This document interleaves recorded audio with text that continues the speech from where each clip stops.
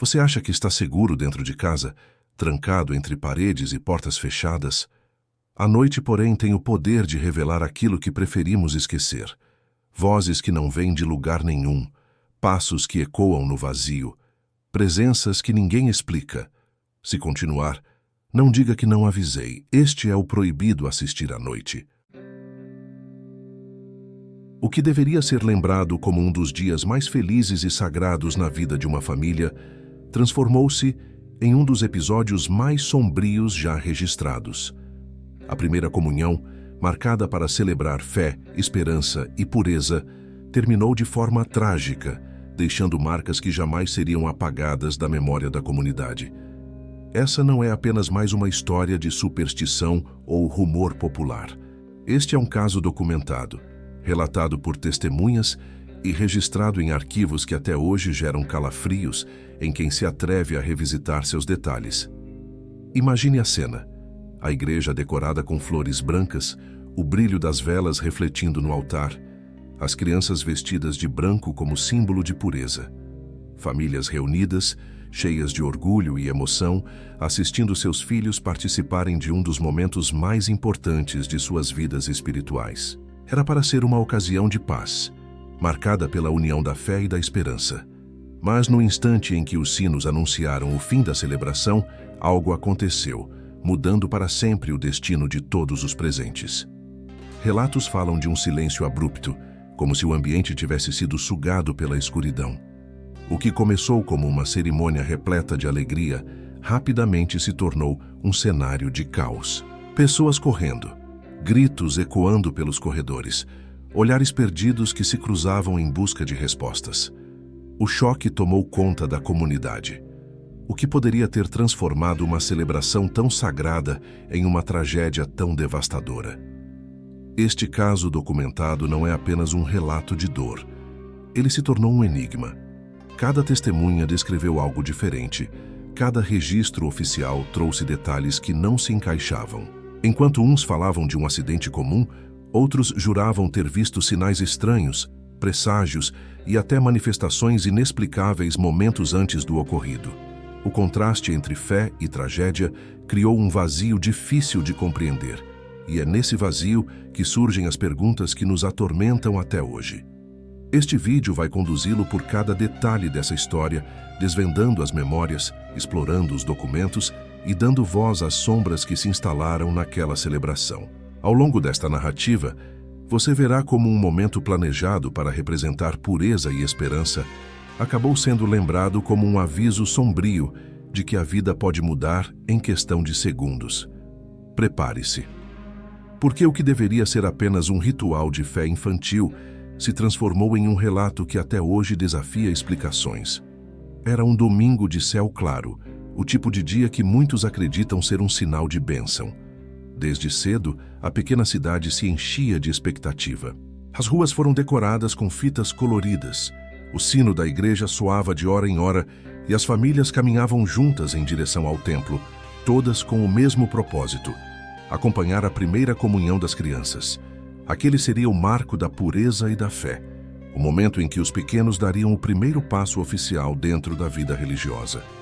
As famílias estavam orgulhosas, especialmente a da criança que se tornaria o centro desse relato. Vestida de branco, com os cabelos cuidadosamente arrumados e um sorriso tímido no rosto, ela parecia carregar não apenas a alegria dos pais, mas também a esperança de toda a comunidade. O clima era de festa. Fotografias eram tiradas, risadas enchiam o átrio e até os mais céticos admitiam que havia uma energia especial naquela manhã. A cerimônia começou com cânticos suaves, acompanhados pelo órgão que ecoava entre as paredes antigas da igreja. O cheiro de incenso preenchia o ambiente, criando uma atmosfera solene. As crianças, alinhadas em silêncio, aguardavam o momento de se aproximar do altar. Para todos os presentes, tratava-se de um dia inesquecível, que seria lembrado por décadas como símbolo da união entre fé e tradição. Mas como em todo prenúncio de tragédia, havia sinais discretos que passaram despercebidos. Uma vela que se apagou sozinha antes de ser acesa novamente. Um pássaro que entrou pela janela alta e circulou o altar antes de desaparecer no telhado. Pequenos detalhes que poderiam ser ignorados em qualquer outro contexto, mas que, à luz do que aconteceria em seguida, ganhariam um significado inquietante. Esse capítulo nos mostra a grande contradição que define toda essa história. A pureza de um ritual sagrado prestes a ser manchada por algo sombrio. O dia que deveria ser perfeito se tornou o palco de uma lembrança que ninguém jamais conseguiria apagar. A primeira comunhão não é apenas um rito religioso. Para muitas famílias, representa a confirmação de uma herança espiritual que atravessa gerações. É o instante em que a criança deixa de ser apenas observadora da fé e passa a participar dela ativamente, recebendo o sacramento que simboliza a união com o divino. Vestidos brancos, coroas de flores e pequenas velas acesas não são apenas adereços, mas símbolos de pureza, esperança e entrega. Naquele dia, a comunidade via na cerimônia uma oportunidade de reafirmar seus laços. Cada pai e mãe enxergava nos olhos dos filhos não apenas a inocência, mas também a continuidade da tradição. Era como se, ao verem os pequenos se aproximando do altar, se lembrassem da própria infância, dos próprios passos dados diante da fé. Havia orgulho nos olhares, lágrimas discretas nos rostos mais emocionados e uma certeza compartilhada de que aquele era um dia de bênção. A igreja carregava um silêncio respeitoso, interrompido apenas pelos cânticos e pelo som do órgão. O padre, em sua homilia, ressaltava a importância daquele momento, lembrando a todos de que a comunhão era mais do que um ritual, era um compromisso com a vida espiritual. As palavras carregadas de autoridade e devoção reforçavam a ideia de que nada poderia manchar a pureza daquele dia. Mas o significado da primeira comunhão não se limita ao campo religioso. É também um marco social. Para muitos, é o primeiro grande evento da infância. Aquele que fica registrado em álbuns de família, fotografias emolduradas e lembranças passadas de geração em geração. É por isso que a tragédia que se seguiu foi tão devastadora. Ela não atingiu apenas a fé, mas destruiu a memória de algo que deveria ser lembrado como o mais puro dos rituais. Ao compreender o peso simbólico da primeira comunhão, é possível perceber por que esse caso documentado causou tanto impacto. Não foi apenas um acidente em um evento qualquer, mas a ruptura de um momento que, em essência, deveria representar paz, continuidade e espiritualidade. E é justamente esse contraste que torna a história tão dolorosa, a queda da pureza diante do inexplicável. No coração dessa história estava uma criança de apenas 9 anos, preparada por meses para aquele momento. Ela participara de catequeses, aprendera orações de cor e sonhava com a hora de vestir a roupa branca, sinal de pureza. Para sua família, era motivo de orgulho. Os pais falavam sobre a data como se fosse um renascimento, o primeiro grande passo da filha rumo à vida adulta da fé. Naquele dia, todos os olhares pareciam se voltar para ela. O vestido simples, porém impecável, contrastava com o nervosismo evidente em suas mãos trêmulas. Havia algo de especial em sua presença, uma mistura de timidez e brilho que comovia até os mais distantes. Os irmãos mais velhos a observavam com admiração, e os avós, sentados na primeira fila, enxugavam lágrimas discretas ao vê-la aproximar-se do altar. Mas a criança parecia carregar também uma inquietação. Testemunhas disseram que, minutos antes da cerimônia, ela comentou que havia sonhado com uma porta escura que se abria sozinha. Não deu detalhes, apenas mencionou o incômodo. Os pais atribuíram ao nervosismo, acreditando que fosse fruto da ansiedade pelo grande dia. Porém, essa lembrança ganharia um peso sinistro quando tudo terminou em tragédia. Durante a missa, seu comportamento alternava entre concentração e distração. Às vezes ela parecia olhar para pontos fixos da igreja, como se observasse algo que ninguém mais conseguia ver.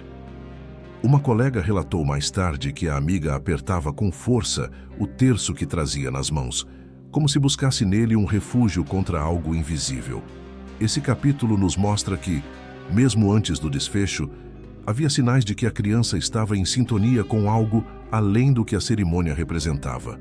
Enquanto para todos era um dia de alegria, para ela parecia haver uma sombra à espreita. E é justamente essa dualidade, a pureza de uma criança em contraste com o pressentimento de um perigo iminente, que torna a tragédia ainda mais perturbadora. Toda tragédia, quando revisitada, revela pequenos sinais que foram ignorados no momento. Naquele dia de primeira comunhão não foi diferente. Antes mesmo da cerimônia, acontecimentos estranhos se desenrolaram, mas foram tratados como meras coincidências, detalhes sem importância. Apenas depois do ocorrido, ganharam o peso de presságios. Uma das testemunhas recorda que, ainda na madrugada, as velas da sacristia se apagaram sozinhas, apesar de não haver vento. O sacristão acendeu-as novamente, sem imaginar que aquele gesto simples poderia carregar algum significado. Mais tarde, quando os sinos da igreja tocaram, moradores afirmaram ter ouvido um som irregular, como se os badalos estivessem desafinados, emitindo notas diferentes daquelas costumeiras. Alguns até comentaram, em tom de brincadeira, que o sino soava triste. Na casa da família da criança, outro detalhe intrigante foi registrado. Uma das flores que compunha o arranjo da mesa caiu repetidas vezes, sempre a mesma, como se insistisse em não permanecer no lugar. A avó, devota, murmurou que aquilo poderia ser um aviso, mas ninguém lhe deu atenção. Afinal, quem desejaria estragar o clima de alegria e solenidade em um dia tão especial? Durante a própria celebração, mais sinais surgiram. Um pássaro entrou pela janela da igreja e voou baixo, passando bem acima das crianças alinhadas para a comunhão. A maioria achou graça, mas alguns adultos sentiram um desconforto imediato. Houve ainda a estranha oscilação das velas do altar, que tremiam como se um vento invisível circulasse pelo espaço fechado. Esses sinais aparentemente banais foram esquecidos no calor da cerimônia. Mas, com a tragédia, cada detalhe ganhou nova interpretação. O que antes parecia casualidade passou a ser visto como advertência. E assim nasce a pergunta que ecoa até hoje. Será que os presentes poderiam ter evitado o que aconteceu se tivessem prestado atenção nos pequenos alertas? Este capítulo reforça que, muitas vezes, o destino se anuncia em sutilezas. Mas quando estamos cegos pela expectativa da felicidade, ignoramos o que a vida insiste em nos mostrar. Naquela manhã, a igreja estava repleta como poucas vezes se via. Bancos ocupados por famílias inteiras, corredores apertados com vizinhos em pé, e até do lado de fora, pessoas aguardavam para acompanhar a cerimônia. O som das vozes em uníssono, entoando cânticos suaves, criava uma atmosfera que misturava solenidade e esperança. Tudo parecia perfeito. Era como se a comunidade inteira tivesse decidido testemunhar o mesmo marco, uma celebração que, para muitos, era quase tão importante quanto um casamento. As crianças alinhadas na frente do altar formavam um quadro de inocência. Vestidos brancos, terços pendurados, pequenos véus e coroas de flores. Cada gesto delas era observado com ternura pelos pais e avós. A expectativa se transformava em orgulho, e os olhares brilhavam diante da cena que simbolizava fé e tradição. Mas havia algo estranho no ar. Alguns presentes lembrariam mais tarde que, apesar da lotação, o ambiente parecia frio demais, como se a igreja fosse atravessada por uma corrente de ar gelado impossível de explicar. Outros afirmaram que, em determinados momentos, o canto dos fiéis parecia se perder no espaço, como se as paredes absorvessem o som em vez de refletirem. Esses detalhes foram notados por poucos, mas registrados em memória como algo que fugia ao normal. No momento em que o padre se preparava para dar início à comunhão, uma tensão silenciosa tomou conta do espaço. Não havia motivo aparente, nenhum acontecimento concreto, apenas uma sensação de que algo estava prestes a acontecer. E essa percepção, ainda que sutil, foi compartilhada por muitos, mesmo que ninguém tivesse coragem de mencioná-la em voz alta. Esse capítulo revela o paradoxo mais doloroso da história.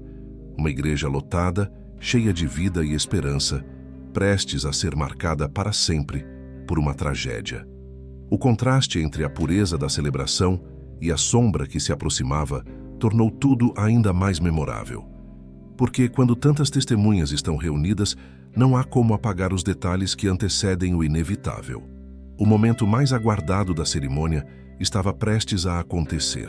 As crianças em fila se aproximavam do altar, cada uma segurando seu terço com mãos trêmulas, algumas sorrindo tímidas, outras com os olhos fixos no padre que as aguardava. O silêncio reverente da igreja era quebrado apenas pelo som das badaladas suaves do órgão, que acompanhavam a marcha lenta em direção ao sacramento.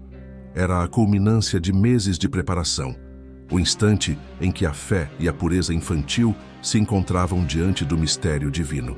Mas, quando a primeira criança estendeu as mãos para receber a hóstia, algo inesperado aconteceu. Uma das velas principais do altar explodiu em faíscas, como se tivesse sido atingida por uma corrente de ar invisível. O estalo ecoou pela igreja, assustando os fiéis. Algumas crianças se retraíram, outras olharam confusas para os pais. O padre tentou manter a calma, mas sua expressão revelou o impacto daquele sinal repentino. Segundos depois, o ambiente foi tomado por um barulho estranho, descrito pelas testemunhas como um zumbido profundo que parecia vir do chão. O som se espalhou pela igreja, vibrando nas paredes e fazendo os vitrais tremerem. Muitos presentes se levantaram assustados, sem saber se permaneciam ou se corriam. O ritual, que deveria simbolizar paz e esperança, havia sido interrompido por algo inexplicável. O mais assustador é que as descrições variaram entre os fiéis. Alguns juraram ter visto uma sombra se mover rapidamente pelo altar, enquanto outros falaram de uma sensação de desmaio coletivo, como se o ar tivesse se esvaziado de repente. Independentemente da versão, todos concordaram em um ponto. Naquele instante, a celebração deixou de ser sagrada para se tornar o prenúncio de uma tragédia. Este capítulo mostra como um gesto simples, esperado com tanto amor e devoção, foi brutalmente interrompido. O que deveria ser lembrado como a união da fé se tornou a memória de um momento em que algo estranho invadiu a cerimônia, mudando para sempre o destino de todos os presentes. Após o estalo da vela e o zumbido que ecoou pelas paredes da igreja, o ambiente mergulhou em um silêncio absoluto. Não era o silêncio comum de uma pausa durante a missa, mas um vazio opressor que parecia pesar sobre cada pessoa presente. Os fiéis se entreolhavam, inquietos, sem compreender o que estava acontecendo. As crianças, imóveis diante do altar, seguravam seus terços com força, algumas com lágrimas nos olhos. Até o padre, normalmente firme, parecia hesitar diante do que presenciava. Por alguns segundos, ninguém ousou se mover.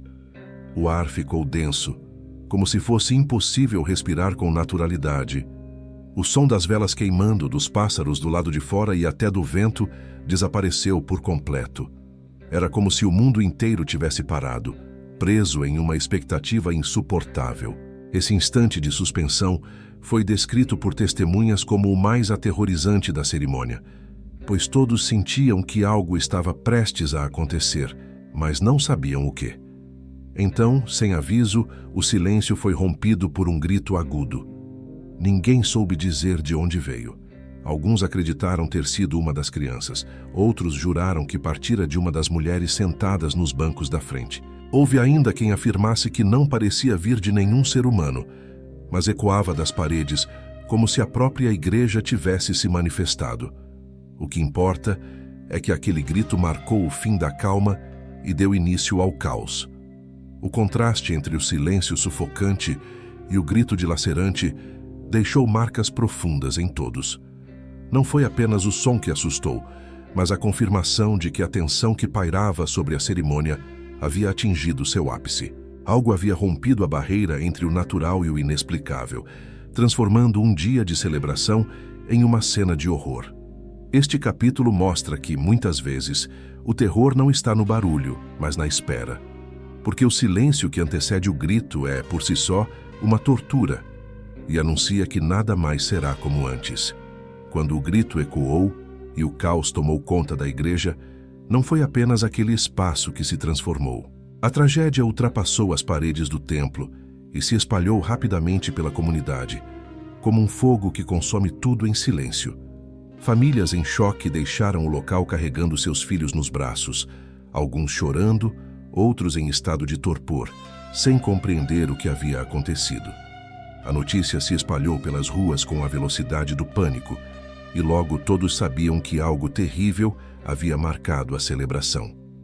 Nos dias seguintes, o ambiente da cidade mudou por completo. O comércio fechava mais cedo, as conversas nos bares eram interrompidas por olhares desconfiados, e as praças, antes cheias de crianças brincando, ficaram vazias. O medo pairava no ar, e ninguém queria ser o primeiro a mencionar a tragédia em voz alta. O silêncio coletivo era quase tão opressor quanto o da própria cerimônia interrompida. Os mais religiosos interpretaram o acontecimento como um castigo divino, uma resposta severa a pecados que a comunidade teria cometido. Alguns falavam em sinais apocalípticos, outros em maldições antigas que teriam encontrado naquela celebração a oportunidade de se manifestar. Já os mais céticos buscavam explicações racionais, mas mesmo eles não conseguiam ignorar os relatos estranhos que se multiplicavam: vultos vistos à noite, portas que batiam sozinhas, velas que se apagavam sem vento algum. O impacto emocional foi devastador. Famílias que até então viviam em harmonia passaram a se desentender. Crianças tiveram pesadelos recorrentes, acordando aos gritos noite após noite. Muitos evitavam passar em frente à igreja, temendo que apenas olhar para suas portas fosse suficiente para reviver o horror. O espaço, antes símbolo de fé e comunhão, se tornou um lembrete doloroso do que havia acontecido. Este capítulo revela que a tragédia não atingiu apenas os que estavam presentes na cerimônia. Ela marcou uma comunidade inteira, transformando cada rua, cada casa e cada memória em um pedaço da dor coletiva. Porque quando a pureza de uma primeira comunhão é quebrada pela sombra da tragédia, toda uma cidade carrega o peso do luto. À medida que os dias passavam, um detalhe começava a chamar a atenção de todos que investigavam o ocorrido. Nenhuma testemunha parecia ter visto a mesma coisa. Embora todos concordassem que a cerimônia havia sido interrompida de forma abrupta e assustadora, os relatos divergiam de maneira intrigante, como se cada pessoa tivesse testemunhado um fragmento diferente da realidade. Alguns afirmaram ter visto uma sombra atravessar o altar no exato momento em que a vela explodiu. Outros juraram que uma figura de branco, semelhante à de uma criança, caminhou lentamente pelo corredor central antes de desaparecer diante dos olhos de todos. Havia ainda aqueles que relatavam apenas a sensação de desmaio coletivo, como se uma força invisível tivesse drenado a energia do ambiente. O mais inquietante foi o testemunho de duas crianças que participaram da comunhão. Elas disseram ter visto uma porta se abrir sozinha no fundo da igreja, mas ninguém mais confirmou esse detalhe. Para os investigadores, essa divergência poderia ser explicada pelo pânico coletivo. Para os religiosos, no entanto, era sinal de que algo sobrenatural havia se manifestado de diferentes formas para cada pessoa, escolhendo o que mostrar a cada olhar. Essas versões contrastantes não apenas dificultaram a compreensão do que realmente aconteceu, mas também alimentaram ainda mais o mistério. Se fosse apenas um acidente comum, por que cada testemunha lembraria de algo tão diferente? Como poderia um único evento ser interpretado de tantas maneiras? Esse capítulo mostra que a verdade sobre a tragédia permanece fragmentada, dividida em relatos que nunca se encaixam por completo. E talvez seja exatamente esse o maior enigma, a impossibilidade de reconstruir os fatos de forma única. Porque quando a realidade se apresenta em pedaços, cada testemunha se torna prisioneira da sua própria versão do horror. Quando a tragédia deixou de ser apenas rumor e passou a exigir respostas, os registros oficiais começaram a ser produzidos. Autoridades locais se reuniram, ouviram testemunhas e redigiram relatórios que, em teoria, deveriam esclarecer os acontecimentos. No entanto, o documento oficial acabou se tornando um dos pontos mais controversos de toda a história. No papel, os fatos foram descritos de forma seca e objetiva. Uma vela teria causado um pequeno incêndio no altar, provocando pânico entre os fiéis e resultando em ferimentos e desmaios devido à confusão. Essa versão foi rapidamente divulgada pelos jornais locais, que a trataram como um acidente lamentável, mas natural. Nenhuma menção às sombras, às vozes ou às visões relatadas por tantos presentes. Nenhum espaço para o inexplicável. Para a comunidade, essa tentativa de simplificação soava como uma traição. Muitos se sentiram silenciados, como se suas memórias e seu sofrimento tivessem sido apagados por conveniência. As famílias das crianças insistiam que havia mais do que o documento revelava, mas suas vozes eram abafadas pela necessidade de manter a ordem pública.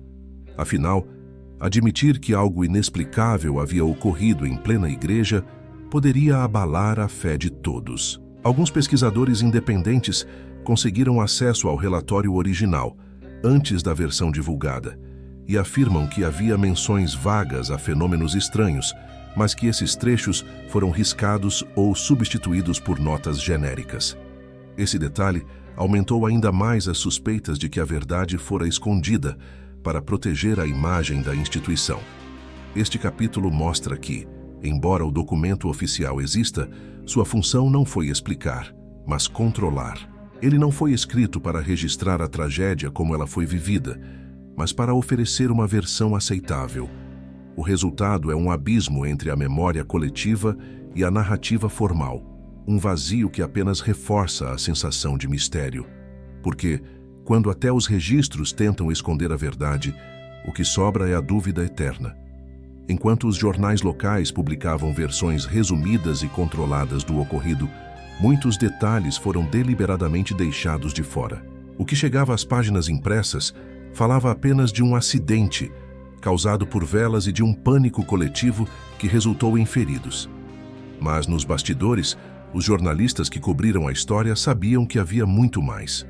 Alguns repórteres, em conversas privadas, relataram que várias testemunhas insistiam em falar de figuras estranhas vistas no interior da igreja. Houve quem mencionasse vultos ao lado do altar.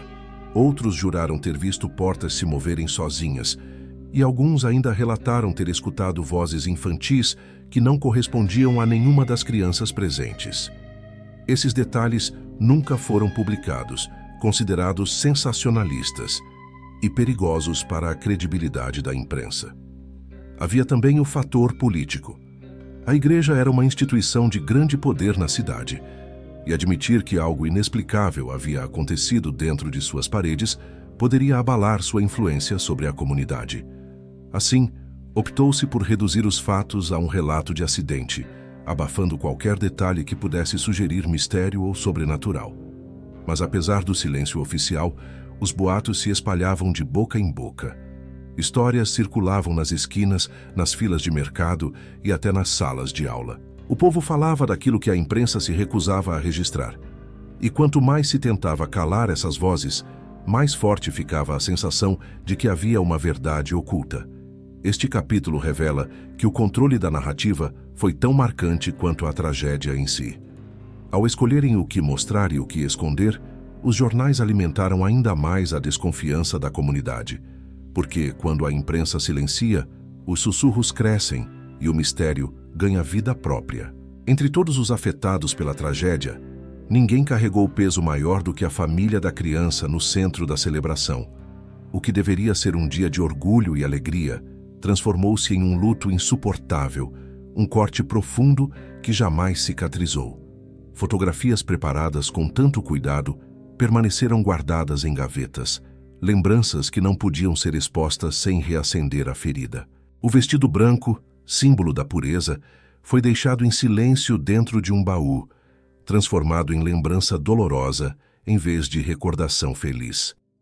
Os pais, que haviam se preparado para festejar, passaram a viver em estado de sombra. Relatos de vizinhos contam que raramente eram vistos fora de casa após o ocorrido. O pai, antes homem de fé inabalável, começou a questionar tudo em que acreditava.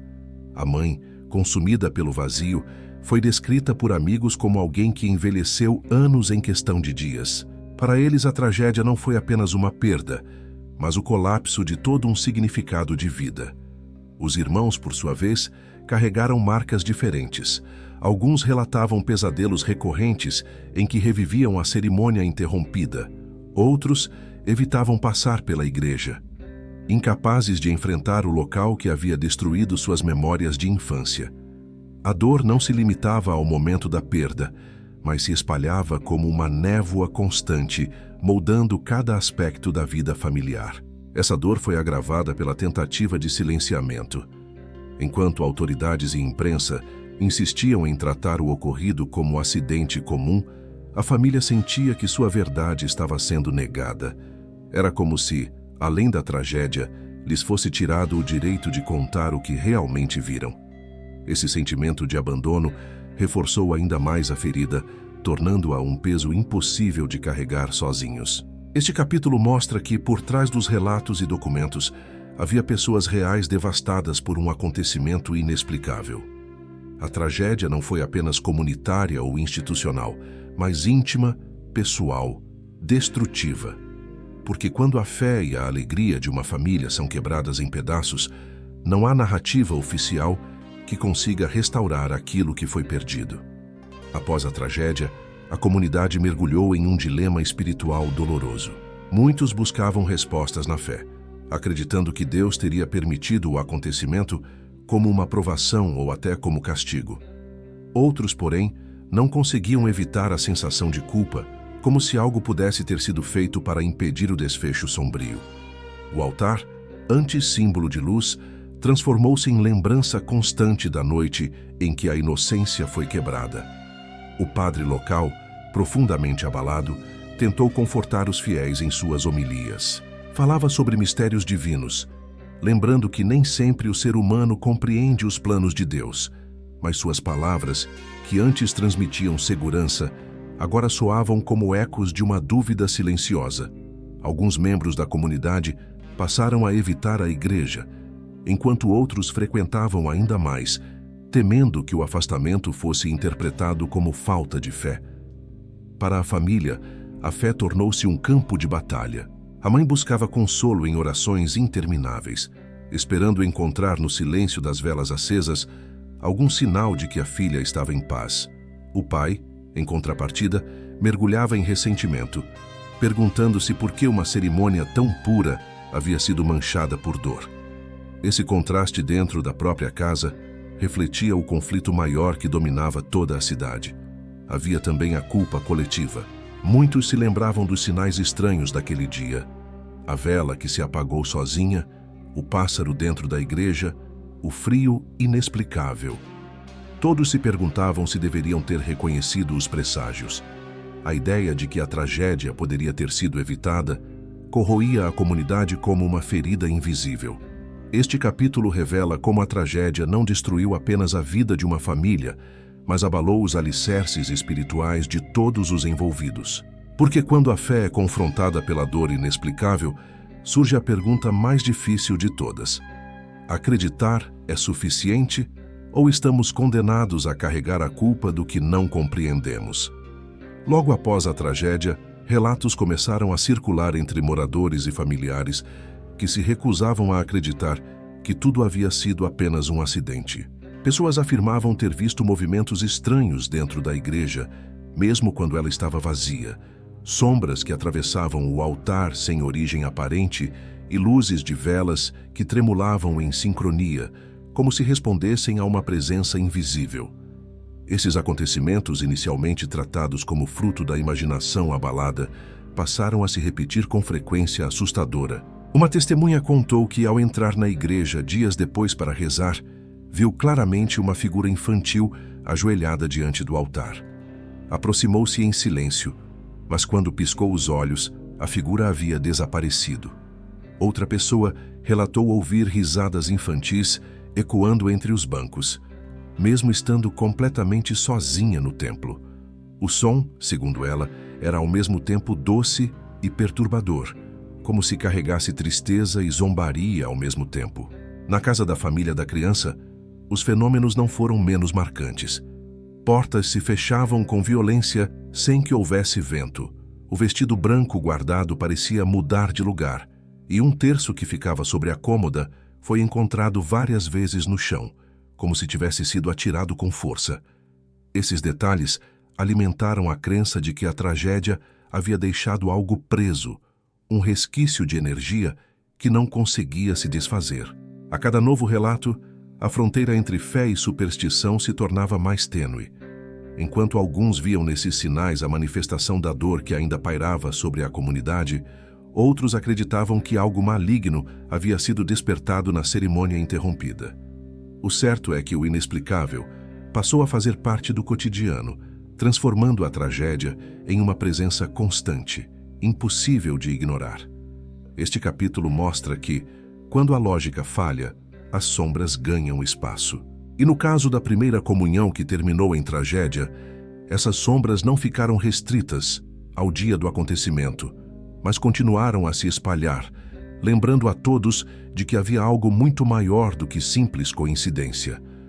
Com o passar dos dias, a tragédia deixou de ser apenas lembrança da igreja e passou a marcar também o cemitério local onde a criança foi sepultada. Moradores começaram a relatar acontecimentos estranhos nas proximidades. Velas acesas apagavam-se de repente.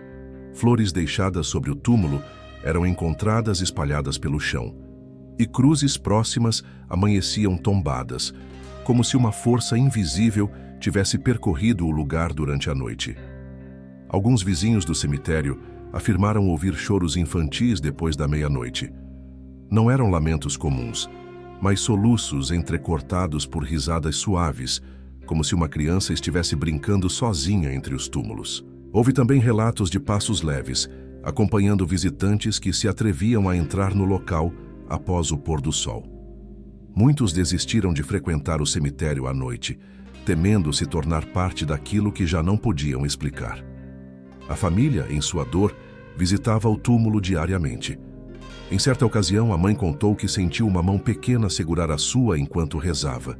Ao abrir os olhos, não havia ninguém ao seu lado. Para ela, era sinal de que a filha ainda estava próxima, presa entre dois mundos. Outros, porém, interpretaram o mesmo acontecimento como um indício de que algo perturbador se mantinha ativo, incapaz de descansar em paz. Esses relatos reforçaram a sensação de que a tragédia havia se espalhado para além da cerimônia, deixando uma cicatriz permanente na cidade. O cemitério, lugar de repouso, transformou-se em espaço de inquietação, onde os vivos sentiam-se observados pelos mortos. Este capítulo mostra que a tragédia não terminou na igreja, nem nos lares marcados pela dor. Ela continuou viva entre lápides e cruzes, como se a terra tivesse absorvido o peso do ocorrido. Porque quando até o cemitério passa a ser palco de assombrações, é sinal de que a memória da tragédia nunca encontrou descanso. Com o passar do tempo, a comunidade começou a buscar explicações que pudessem dar sentido ao que havia acontecido. Sem respostas claras das autoridades ou da igreja, surgiram teorias populares que se espalharam como fogo em palha seca. Cada morador tinha sua versão, e essas narrativas se tornaram parte do folclore local, reforçando a ideia de que a tragédia não foi mero acaso. Alguns acreditavam que a cerimônia havia sido interrompida por forças malignas. Segundo essa teoria, a primeira comunhão teria sido realizada em um dia marcado por presságios sombrios, e o rompimento da pureza do ritual abriu espaço para a manifestação de algo que jamais deveria ter sido invocado. Para esses moradores, a igreja havia se transformado em um ponto de passagem, um portal entre o sagrado e o profano. Outros defendiam que a tragédia tinha raízes mais humanas. Falava-se de um antigo segredo envolvendo a construção da igreja, erguida sobre terrenos antes usados para rituais esquecidos. Essa versão sustentava que a comunhão havia apenas despertado forças adormecidas, seladas sob o piso de pedra e libertadas pelo som das orações e cânticos. Havia ainda quem acreditasse em coincidências de destino. Para eles, a criança no centro da cerimônia teria nascido sob sinais incomuns, e a tragédia nada mais foi do que o cumprimento de um ciclo inevitável. Essa teoria, embora dolorosa, ganhou força entre os mais supersticiosos, que viam no caso uma prova de que a vida é guiada por forças além do controle humano. Cada teoria, longe de encerrar o mistério, apenas ampliava a sensação de que o inexplicável havia se infiltrado na cidade. O choque deu lugar a debates intermináveis, mas nenhuma explicação conseguiu silenciar completamente as perguntas. Este capítulo mostra que, diante do desconhecido, a mente humana cria narrativas para tentar organizar o caos. Mas no caso da primeira comunhão que terminou em tragédia, nenhuma teoria conseguiu aplacar o peso da dúvida, porque quando a verdade permanece oculta, cada hipótese se torna um reflexo do medo coletivo.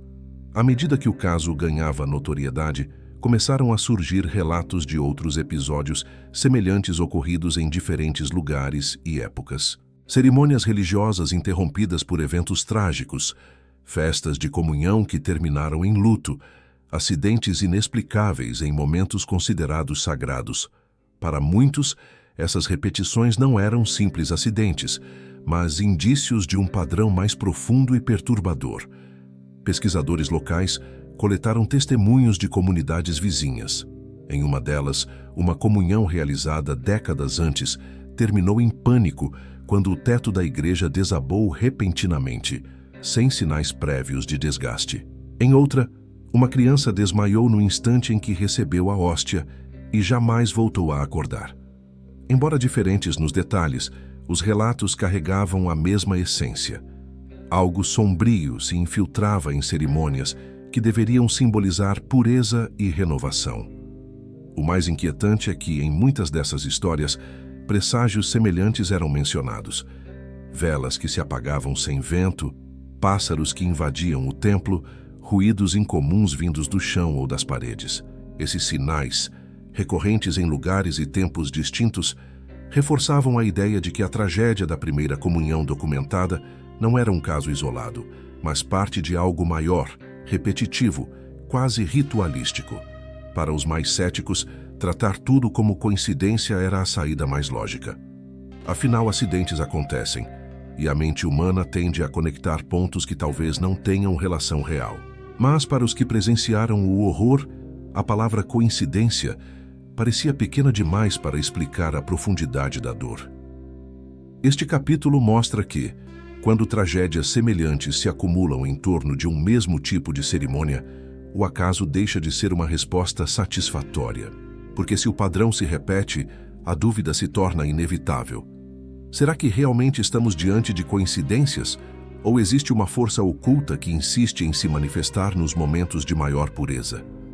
O contraste mais doloroso dessa história é a forma como um dia preparado para ser inesquecível pela alegria se transformou em uma lembrança marcada pelo luto. Os convidados haviam levado presentes, flores e sorrisos. A expectativa era de fotografias emolduradas, lembranças guardadas em álbuns e memórias felizes para toda a vida. No entanto, tudo isso foi substituído por silêncio, lágrimas e perguntas sem resposta.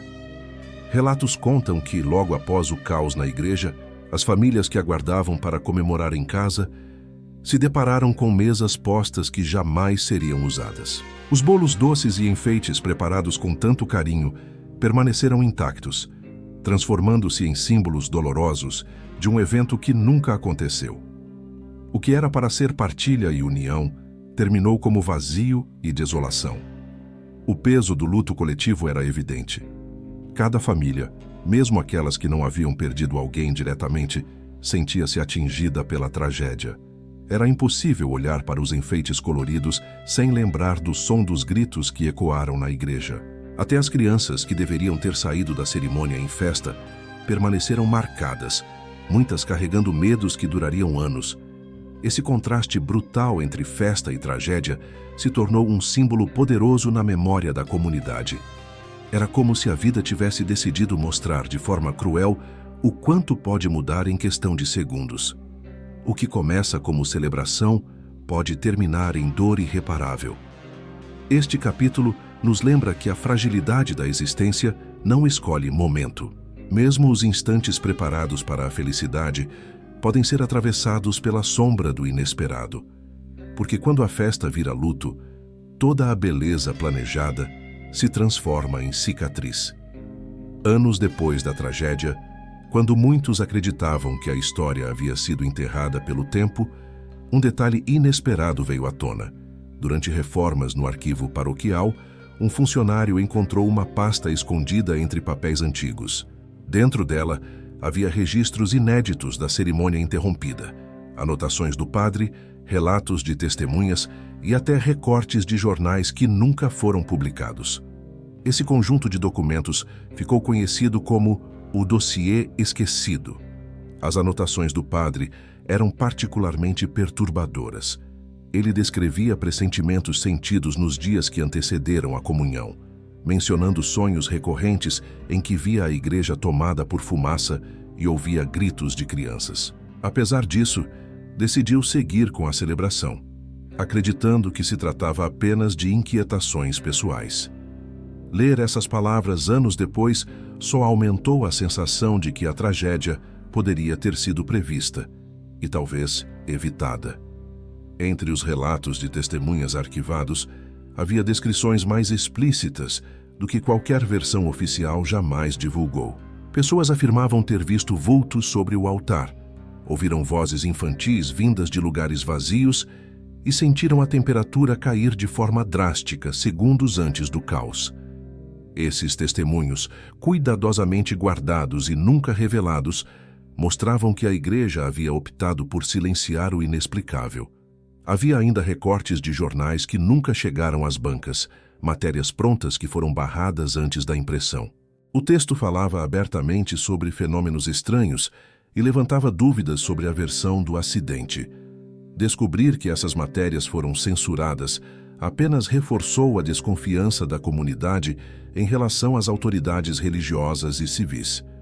Este capítulo mostra que a verdade, por mais que tentem escondê-la, sempre encontra um caminho para emergir. O documento esquecido não apenas trouxe novos detalhes, mas também confirmou o que muitos já suspeitavam. A história oficial nunca contou toda a realidade, porque quando até os papéis escondidos gritam uma versão diferente, é impossível continuar acreditando na narrativa confortável do silêncio. A tragédia da primeira comunhão não ficou presa ao passado. Para muitos, ela se tornou um aviso, um lembrete sombrio de que a vida pode mudar em um piscar de olhos e de que existem forças que talvez nunca compreendamos por completo. Famílias que viveram o episódio passaram a ensinar seus filhos a prestar atenção nos sinais, a não ignorar intuições e a tratar certos momentos com respeito absoluto. A história deixou de ser apenas lembrança e transformou-se em advertência. Alguns religiosos afirmam que a tragédia deve ser interpretada como uma lição espiritual. A fé não pode ser tratada como simples ritual, pois há mistérios que exigem devoção verdadeira e cautela. Outros, mais supersticiosos, enxergaram no acontecimento um lembrete de que o sagrado e o profano convivem lado a lado e que cerimônias de pureza podem atrair tanto bênçãos quanto forças sombrias. Independentemente da interpretação, o caso deixou marcas profundas. Até hoje, há quem evite participar de celebrações religiosas em determinadas datas ou horários, temendo repetir o infortúnio. Pais aconselham filhos a nunca rir dos sinais que parecem banais, e vizinhos contam a história como advertência às novas gerações. O que deveria ser apenas um episódio localizado transformou-se em narrativa atemporal, atravessando décadas como um eco de medo. Este capítulo mostra que a tragédia não se encerra em si mesma. Ela se torna parte da memória coletiva, um lembrete de que há momentos em que o destino se anuncia em detalhes sutis. Porque, se a comunidade tivesse dado ouvidos aos sinais, talvez a história tivesse sido diferente. O aviso permanece vivo. Quando o inexplicável se manifesta, ignorá-lo pode ser o primeiro passo para repetir a dor. A primeira comunhão, marcada para ser um dia de pureza e alegria, terminou como uma ferida aberta na memória de uma comunidade inteira. O que deveria ser celebrado em fotografias, lembranças e canções virou silêncio, luto e mistério. Os relatos divergentes, os documentos esquecidos, os sinais ignorados e as sombras persistentes transformaram aquele episódio em algo que ultrapassa os limites da fé e da razão. A tragédia não se limitou àquela manhã. Ela se espalhou pelos lares, pelo cemitério, pelos sonhos de quem esteve presente e até pelas páginas não publicadas dos jornais. Tornou-se um aviso constante, transmitido de geração em geração, lembrando que a vida é frágil e que o inexplicável pode surgir justamente nos momentos em que mais confiamos na segurança da rotina. Finalmente, o caso documentado da primeira comunhão interrompida continua a ecoar não apenas como uma história de dor, mas como uma reflexão inevitável. Até que ponto compreendemos as forças que nos cercam? E será que ignorar os sinais não é, em si, um convite para que o desconhecido se manifeste? Esse é o legado da tragédia. Uma cerimônia que deveria unir em fé se transformou em um lembrete sombrio de que o inesperado pode atravessar qualquer barreira.